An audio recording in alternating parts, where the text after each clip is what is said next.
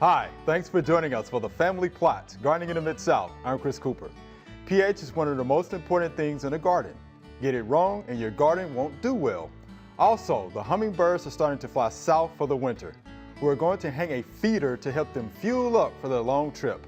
That's just ahead on the Family Plot, Gardening in the Mid-South.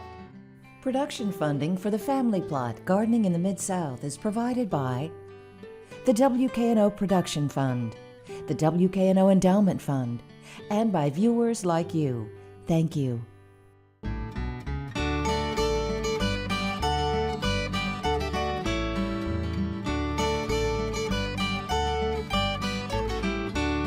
Welcome to the Family Plot. I'm Chris Cooper. Joining me today is Celeste Scott. Celeste is a UT Extension agent in Madison County, and Mrs. Debbie Bruce will be joining us later to hang a hummingbird feeder. All right, Celeste. Hey. Let's talk a little bit about pH, because pH is so important, and you're going to tell us why it's so important, right? It is so important, yes. and folks just don't realize how important it is. So I know that we preach with Extension and, yes. and many other professions, preach the importance of soil sampling before you begin any kind of gardening endeavor, whether that's, vegetable gardening or landscaping or what have you. But it truly is super important, if nothing else, to be able to determine what your pH is, or the level of acidity in your soil. What pH stands for, the little p and a big H. And a big H, right? Yeah. So that stands for potential hydrogen. Okay. Hydrogen is acidic, and so that's just measuring the level of how much potential hydrogen is in your soil, okay. And telling you whether it's acidic or basic. pH runs on a scale of 0 to 14, and it's exponential. So for example, 7 is right in the middle, so that's what we're going to call neutral. Anything below 7 would be considered acidic, or some old timers say it's sour. Yes, yeah? sour. So it's sour or acidic. Anything above is basic, alkaline, or again, sweet. You may refer to it sweet versus sour.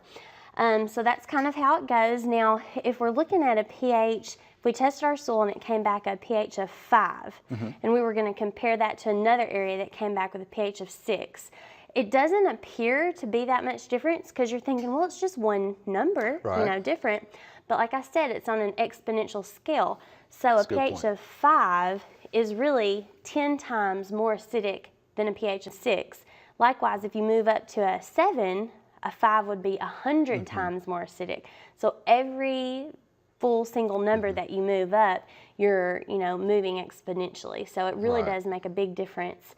And it's important for us to know what we're starting with so we can adjust properly. You're exactly right, and I'm glad you mentioned that, because people think it's so easy because they see the one number, 5 to 6. Oh, it's just one. Yeah. Right, so. Or even, you're never really going to get those even numbers anyway. You could get like a 5.4 or a 6.2 or something like that, and they'll think, well, there can't be that much difference between a 6.0 and a 6.5. But again, even those decimals need to be taken into account when you're thinking about the exponential scale. All right, good stuff. So what causes an acidic soil, though? Well, there's lots of different situations. Okay. So in West Tennessee, a lot of soils are naturally acidic, and that is just determined by the parent material that your soil was made out of. So like the bedrock that was degraded and now has become your topsoil, a lot of it is dependent upon that. There are also some practices that humans do so that could create acidic soils. So let's think about there's lots of development going on, and so anytime topsoil is removed, you're removing some of the natural amendments of the soil, and you could end up with a more acidic soil. New homes, lots of times when they remove that topsoil and then they're backfilled with what they think might be topsoil, but it isn't really. And so not exactly. Right. They could end up with acidic soils that way. Also, just continued use of land. Plants are taking soluble nutrients out of the soil. So things like, potassium, magnesium, calcium, and when those are removed from the soil solution, or even removed from water, if you're having lots of rain or something like that, those can be replaced with those hydrogen ions, which increases the acidity of your soil. Okay. So any kind of land that's in continuous use might have the potential to be low, have a low pH or have a more acidic soil. Okay. All right, so what are the benefits of sampling in the fall, though? Right. I mean, because you can sample anytime, Yeah, correct? yeah. But the fall just tends to be a little better, you think? Yeah, I think you can sample any time of the year, Sure. and you can amend any time of the year. But for me, most of the time, especially if we're talking about vegetable gardening, you know, we've got to have some forethought with this.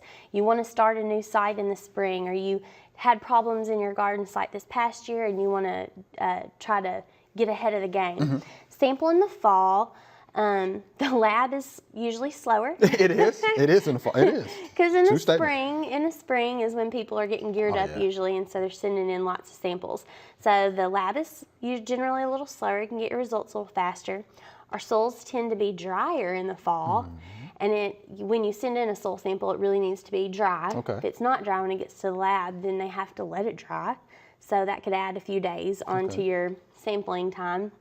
And then, of course, if you live in West Tennessee like we do, here in the Mid-South, or in the Mid-South in general, I guess we should say, your soils are going to naturally be on the more acidic side. So we're looking at probably around 6 to 6.5, could even be lower, you know, just depending upon where you are. So if we need to amend that pH and raise it, we're going to do that by adding lime. And lime takes time to change the chemistry of the soil. It's not something that's going to happen immediately. So that's why I like to test in the fall, so you can go ahead and get that lime on the ground now, and by the time spring comes around, you've already started that process of changing the chemical, you know, makeup. So it'll be ready to go for the most part, because it gets weathered in and broken down. Right, yes. All right, I got that. So that's why I prefer fall. Okay. While we have a little time left, suggested pH for plantings, though. Yes. What are some of those? Okay, so if we're looking at like lawns, I would say most turf grasses, 6 to 6.8. I mean, you could go a little lower. Don't want to go too much higher. They tend to kind of prefer some of that acidic soils. Areas that are naturally kind of like wooded, if you have a wooded lot around your home, those soils are going to be naturally more acidic because they're having a lot of leaves and things falling and decomposing. So that would be common, you know, for that type of area. Gardens, vegetable gardens in general, again, we're looking at probably 6.0 to 6.8, somewhere around that area. Where you want to really make sure you have more extremely acidic soils will be for crops like blueberries. So there you'd be looking at like 4.8 to 5.2. Man, low. So if you test an area and you're not sure what you want to do with that piece of your property and it comes back low in that range, maybe you would want to plant blueberries there, because then you don't have to fight with amending that pH. Because pH doesn't stay changed, you know, you have to stay on top of it and continue to amend it if you want to move the natural level of that pH of that soil. Okay. Well, since you're there, let's quickly talk about how do you adjust the soil pH then? Oh, okay, definitely. So we can really only know amounts if we get our soil sample, like how much we need to add. So that's another reason why it's so important. If we're wanting to raise pHs nearer to 7, you've got an acidic soil and you need to raise it nearer to 7, you're going to add lime. For homeowners, pelleted lime is going to be the product of choice. It's easy to apply, but then again, you know, it takes time to do its thing. I would not put more than 50 pounds per 1,000 square feet out at a time.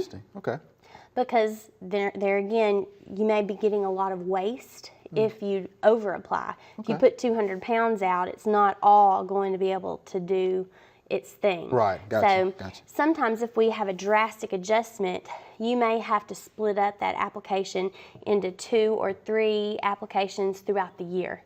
So apply the first one now, wait 2 or 3 months, apply it again, wait 2 or 3 months, apply it again, and then retest. Okay. To see where you've gotten yourself to and how much more you need to go from there. If you have, if you're trying to go the opposite way and lower your pH, say that you have a spot that tests like 6.8, but you really want to grow blueberries there, or you really want to grow some acidic shrubbery there, plants that prefer acid soils like azaleas, rhododendrons, hollies, things like that. Adding sulfur can get you down to that lower pH area where you want to be.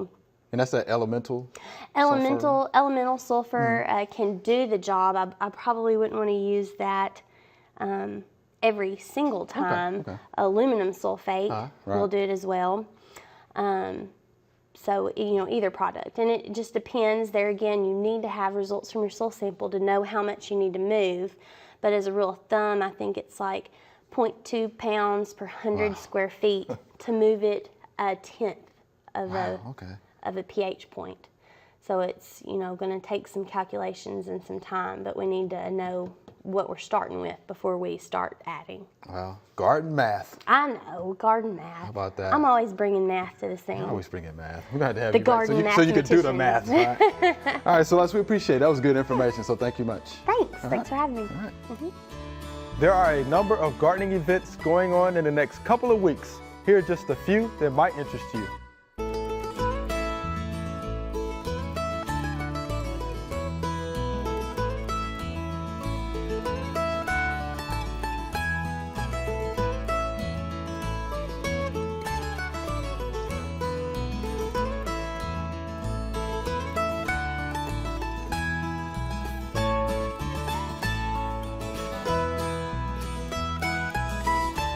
Hi, Miss Debbie. Hi. Always good to have you here. It's great to be here. Thank you.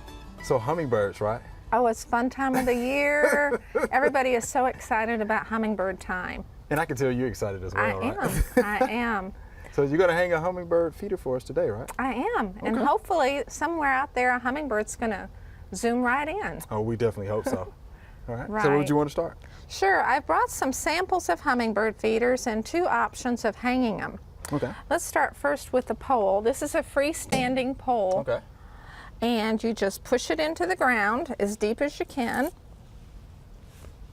Can you get it? Oh, maybe I need a little more. A little help. Sorry, Graham. Okay. All right. This going pole, anywhere. yes, it'll hold 4 pounds. Okay. So that is going to take care of any good hummingbird feeder. Okay. And then the other option we've brought is a suction cup window hanger. This will also hold 4 pounds.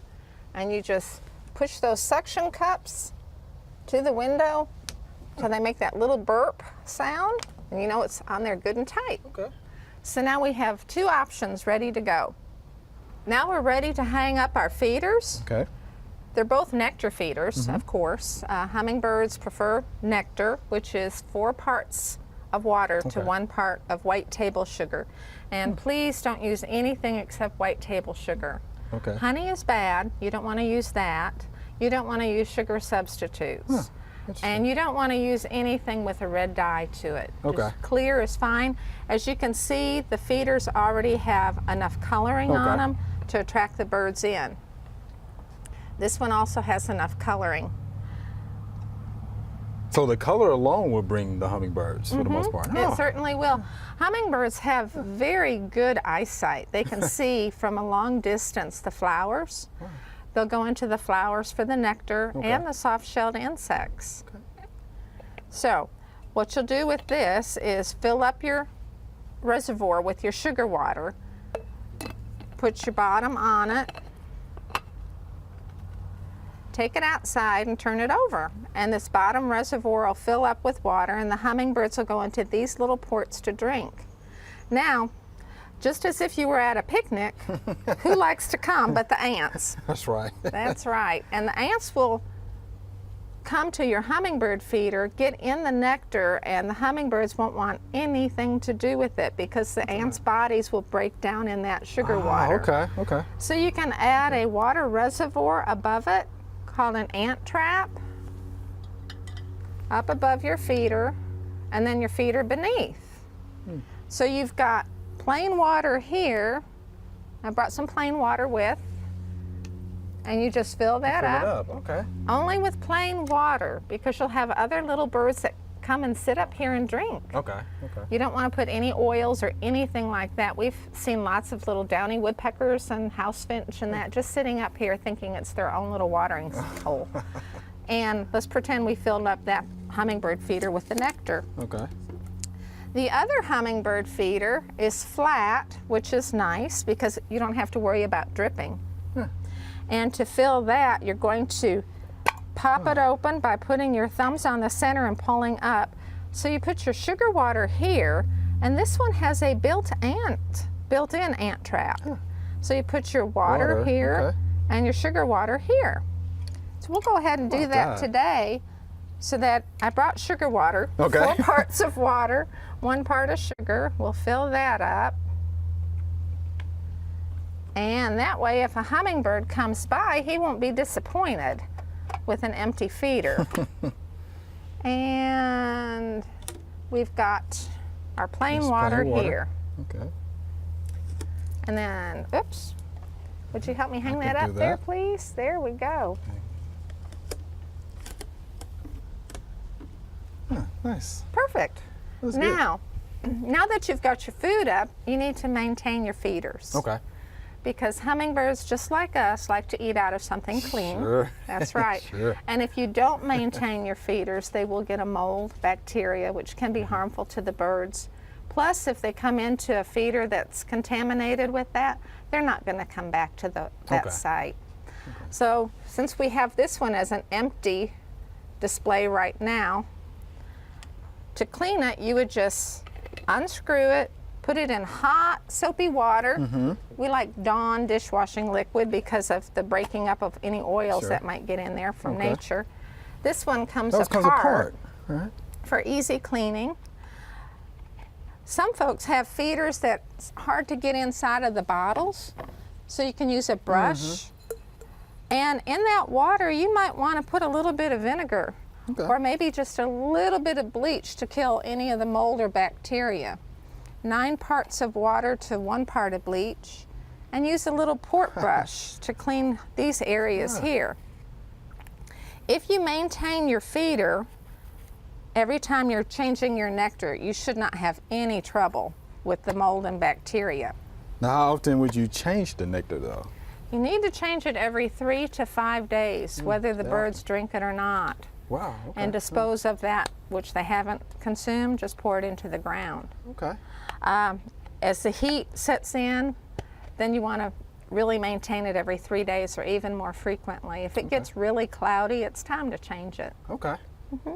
Okay. The birds have to double their body weight. These little birds don't even weigh as much as a penny. Wow. It's And nothing. And they have to double that body weight in order to fly for their migration. Don't take your feeder down though. When fall starts trickling into September, late September, early October, please leave it up because you never know, there might be a straggler for whatever reason didn't take the journey. Okay. And they have to fly 600 miles across the Gulf Coast. Yeah, I was going to ask you, how far is that flight? 600 miles? 600 miles across the Gulf Coast. But, for instance, the hummingbirds you see on here during migration during the fall, which is usually early September, late August, might not be the ones you see tomorrow. Okay. They migrate at night. Okay. By themselves, about 200 to 250 miles a night. Wow.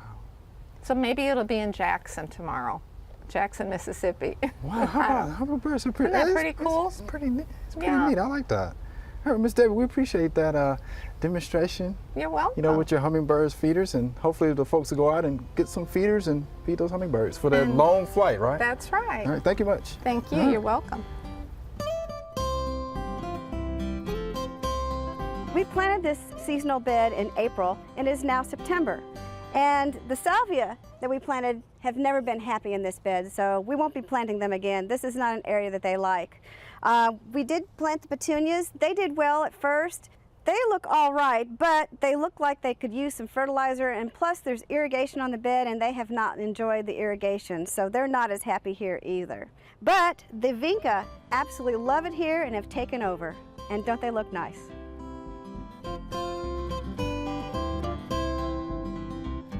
All right, Celeste, here's our Q&A session. You ready? I'm ready. All right, we have some good questions here. Good. Here's our first via email. I found these spots on my okra. I thought they were aphids. I sprayed with an insecticidal soap and baking soda mix. Now the leaves turned black. Was this fungal? And this is from William in Germantown. So he sprayed what he thought insecticidal soap for aphids. Right. Right. And if it was aphids, insecticidal soap should have taken care of it. Should have taken care of the aphids. But there's an insecticidal soap baking soda mix. Not sure why you would mix the two, because baking soda is sodium bicarbonate. Sodium will burn foliage. So maybe that's why he ended up with the black, crispy leaves. That's what I'm thinking. That's why you have the black leaves. Right. Especially if you sprayed that during the heat of the summer. Oh, good point. So some phytotoxicity action going on there. I would say that I would have to agree. Just looking at the picture, you know, I wasn't quite sure, but it did look like there was some kind of bugs on those buds, you know, initially.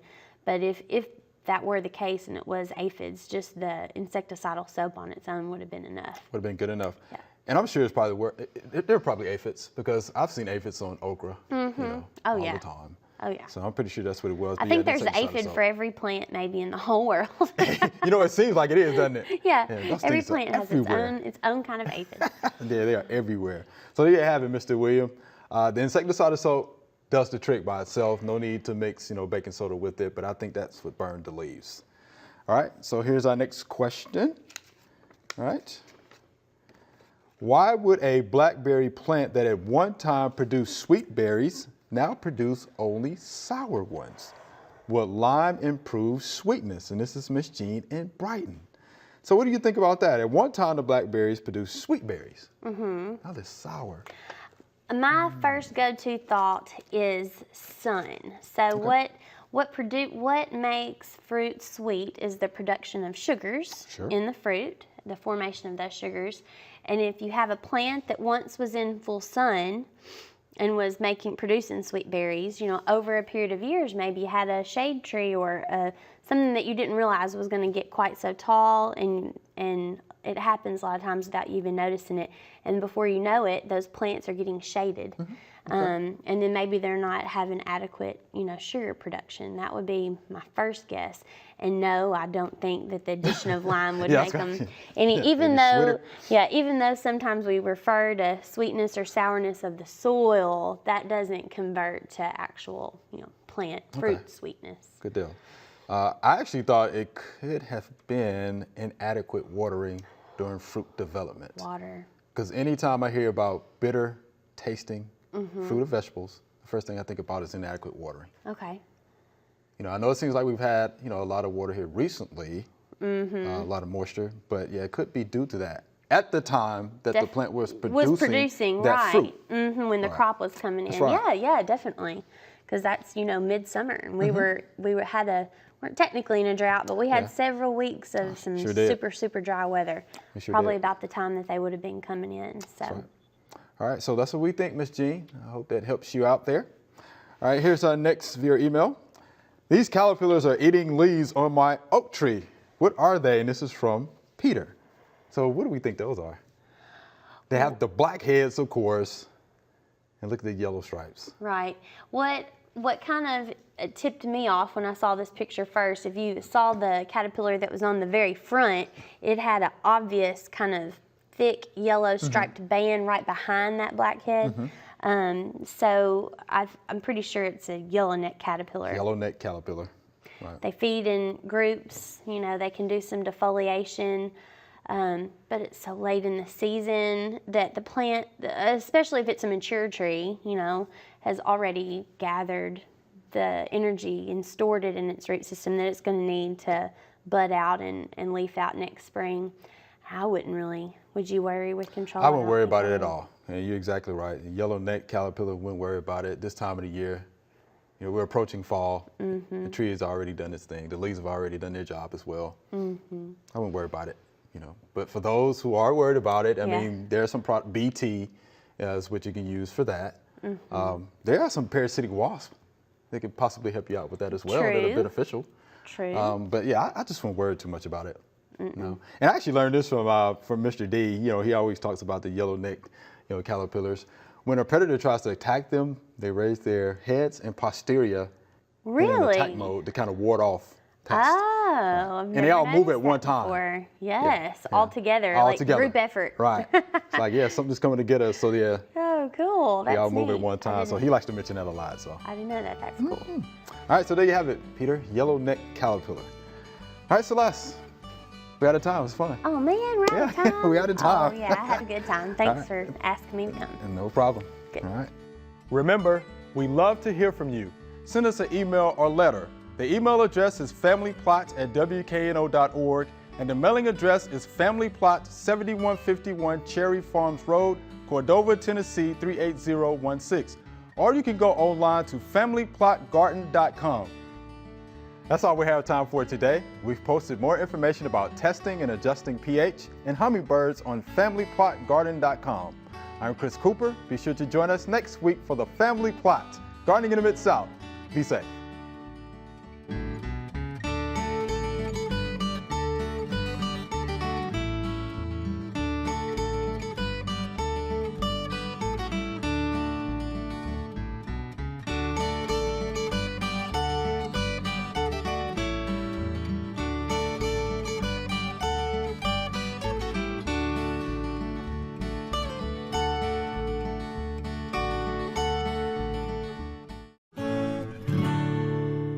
Sweet versus sour. So that's kind of how it goes. Now, if we're looking at a pH, if we tested our soil and it came back a pH of 5, and we were going to compare that to another area that came back with a pH of 6, it doesn't appear to be that much difference because you're thinking, well, it's just one number, you know, different. But like I said, it's on an exponential scale. So a pH of 5 is really 10 times more acidic than a pH of 6. Likewise, if you move up to a 7, a 5 would be 100 times more acidic. So every full the level of how much potential hydrogen is in your soil, and telling you whether it's acidic or basic.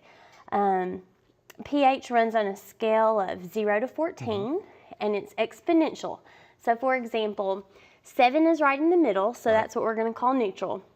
Anything below 7 would be considered acidic, or some old timers say it's sour. Yes, yeah, sour. So it's sour or acidic. Anything above is basic, alkaline, or again sweet. You may refer to it. Hi, thanks for joining us for the Family Plot, Gardening in the Mid-South. I'm Chris Cooper. pH is one of the most important things in a garden.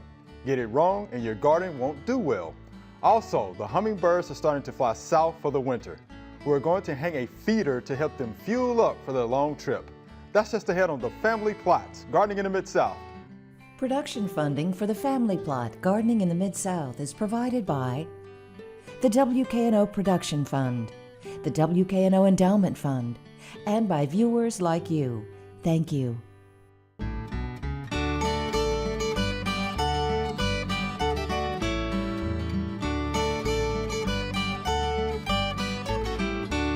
Welcome to the Family Plot. I'm Chris Cooper.